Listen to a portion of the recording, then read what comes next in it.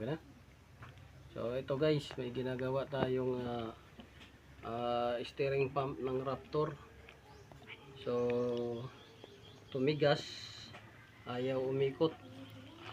So ayun, steering electric pala to guys. Ito yung belt niya, oh.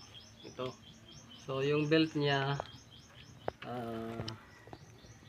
medyo manipis na belt niya. Ito. Manipis na yung belt niya guys. Tapos itong cover niya ay madumi na rin yung grasa. So, yan. So ang issue nito ay matigas, iliko yung manibela. So ngayon, nung chinik natin guys, ito pinasok ng tubig. So isang dahilan to kung bakit ayaw gumana. So tatanggalin natin yan. Ito.